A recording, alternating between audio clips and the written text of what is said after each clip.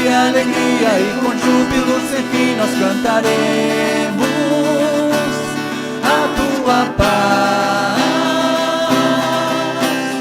Aleluia,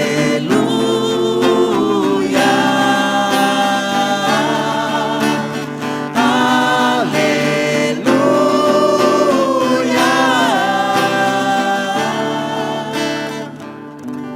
O Senhor esteja convosco. Ele está no meio de nós.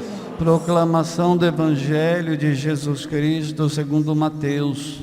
Glória a vós, Senhor. Depois da multiplicação dos pães, Jesus mandou que os discípulos entrassem na barca e seguissem à sua frente para o outro lado do mar, enquanto ele despediria as multidões. Depois de despedi-las, Jesus subiu ao monte para orar a sós. A noite chegou e Jesus continuava ali, sozinho. A barca, porém, já longe da terra, era agitada pelas ondas, pois o vento era contrário. Pelas 3 horas da manhã, Jesus veio até os discípulos, andando sobre o mar. Quando os discípulos o avistaram, andando sobre o mar, ficaram apavorados e disseram: é um fantasma! E gritaram de medo. Jesus, porém, logo lhes disse: coragem, sou eu, não tenhais medo. Então Pedro lhe disse: Senhor, se és tu, manda-me ir ao teu encontro, caminhando sobre as águas. E Jesus respondeu: vem. Pedro desceu da barca e começou a andar sobre a água em direção a Jesus. Mas quando sentiu o vento, ficou com medo e, começando a afundar, gritou: Senhor, salva-me. Jesus logo estendeu a mão, segurou Pedro e lhe disse: homem fraco na fé, por que duvidaste? Assim que subiram no barco, o vento se acalmou. Os que estavam no barco prostraram-se diante dele, dizendo: verdadeiramente, tu és o Filho de Deus. Palavra da salvação. Glória a vós, Senhor. Pode sentar-se.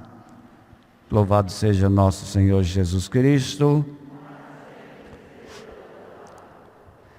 Queridos irmãos e irmãs que estão nos acompanhando pela internet, queridos irmãos e irmãs aqui presentes, estamos no texto que narra Jesus caminhando sobre as águas do Evangelho de Mateus. Os outros evangelistas também trazem este episódio bíblico de Jesus que caminha sobre as águas. Mas no Evangelho de Mateus, nós temos uma diferença. A diferença está na atitude de Pedro, está na posição que Pedro toma quando está ali no meio da situação, da cena. Então vamos olhar para Pedro. Este texto, ele tem vários sentidos, nós podemos lê-lo de diversas maneiras, mas hoje eu convido os irmãos a focalizarem de modo especial a figura de Pedro nesta cena do Evangelho. Primeira coisa, eles têm medo, mas logo reconhecem que é Jesus. Diz o texto do Evangelho que eles gritaram de medo, né? Dizendo: é um fantasma. Mas logo ao ouvir Jesus, eles o reconhecem. E reconhecem Jesus, apesar de estarem assustados com aquela cena de Jesus caminhando sobre as águas. Então Pedro diz: Senhor, se és tu, manda-me ir ao teu encontro. Então Pedro pede para que Jesus o chame. E quando Jesus fala: vem, Pedro vai e começa a caminhar com confiança sobre aquela água do mar. No entanto, Pedro duvida e ele começa a falhar.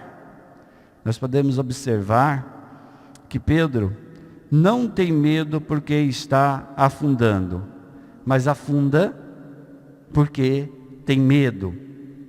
O que faz ele afundar, portanto, é o medo. E aí ele grita: Senhor, salva-me. E Jesus estende a mão e o salva. Aqui nós podemos observar a posição inicial de Pedro e uma segunda posição de Pedro. Primeiro, um Pedro que magicamente começa a caminhar sobre as águas. Depois, um Pedro que está afundando e é salvo. São duas posições diferentes, duas maneiras diferentes de viver a nossa fé cristã. Como assim, Padre? Nós podemos pensar nessas duas posições de Pedro e nos perguntarmos: qual Jesus nós estamos buscando? O Jesus fantástico, que vai fazer uma mágica na minha vida e vai fazer eu como que literalmente caminhar sobre a água? É claro que a gente tem muitas vezes lido este evangelho num sentido mais metafórico e dito: o Senhor vai fazer você passar por estas águas turbulentas, você vai caminhar sobre o mar. Mas isso aqui é um sentido metafórico. Ninguém vai para a praia aqui e fica: Senhor, eu quero caminhar sobre a onda. E que nós estamos nos referindo aqui é isso. Que Jesus nós estamos buscando? Um Jesus que vai fazer uma mágica na minha vida, vai resolver os meus problemas, vai terminar com as minhas dores, vai acabar com todas as minhas aflições e vai fazer como que eu magicamente caminhe sobre as águas do mar? Imagina só, né? Tenho certeza que seria fantástico. Imagina só você caminhando sobre o mar.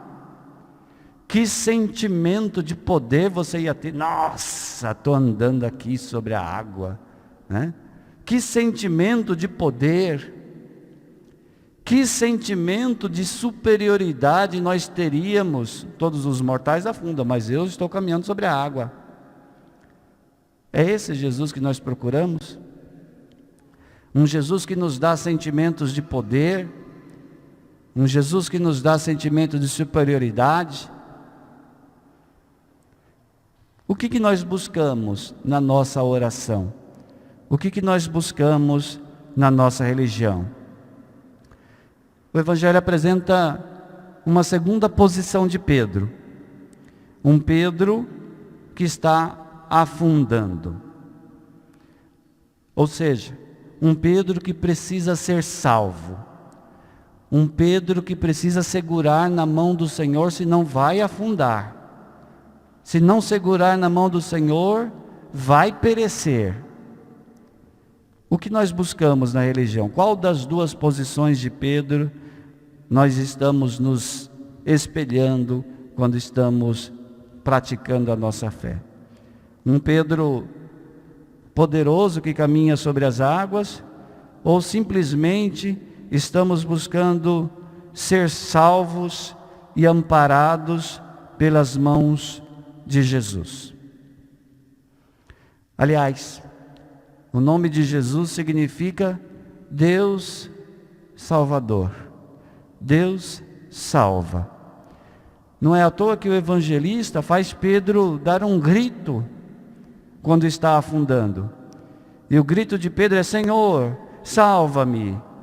Duas palavras importantíssimas na boca de Pedro. Porque Jesus é o Senhor. Porque Jesus é Deus que salva. Jesus é o Senhor Salvador. É o Senhor que nos salva. O nome Senhor não é um título de tratamento ou um título respeitoso. O nome Senhor significa Deus soberano, a grandeza de Deus. Confessar ou invocar Jesus como Senhor é crer que Ele é Deus e que Ele é Salvador.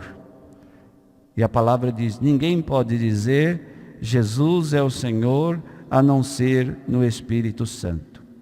o modo como invocamos a Deus, o modo como invocamos o Senhor Jesus, determina ou expressa o modo como nós nos colocamos diante dele. Então, como é que eu me relaciono com Jesus? Faça essa pergunta para você mesmo. Na tua oração, qual é a sua posição diante de Jesus? Como é que você se relaciona com ele? Devemos observar que a liturgia nos ensina o modo como nós devemos nos relacionar com Jesus. O modo é como nós rezamos na liturgia. Quando o padre, por exemplo, diz, o Senhor esteja convosco, o que nós dizemos? Esse Senhor aqui é o Senhor Jesus, o Senhor.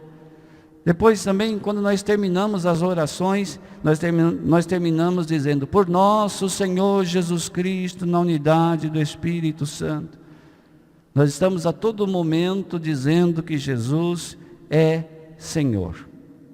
E aqui é importante, porque muitas vezes nós tratamos Jesus de meu pai. Não, Jesus não é meu pai, porque meu pai é o Pai, é a primeira pessoa da Santíssima Trindade. Jesus não é o papai do céu, porque o papai, Abba, ó Pai, é a primeira pessoa da Santíssima Trindade. Jesus é o Filho, e como Filho ele é o Senhor. O Senhor, Deus que salva. Então, nós devemos nos colocar diante de Jesus, reconhecendo que ele é o Senhor. Sejamos como Pedro, o reconheçamos presente no meio das turbulências. Quantos barcos estão prestes a afundar nos meios das tempestades? Os barcos da nossa vida, muitas vezes agitados pelos ventos e pelas ondas. É nesse momento que nós devemos reconhecê-lo presente. Quando a gente diz o seguinte, o Senhor esqueceu de mim, por isso que eu estou sofrendo. O Senhor esqueceu de mim, por isso que minha vida está tão difícil. Quando a gente diz isso, o que a gente está parecendo? Com o Pedro que está confiante ou com o Pedro que já está afundando?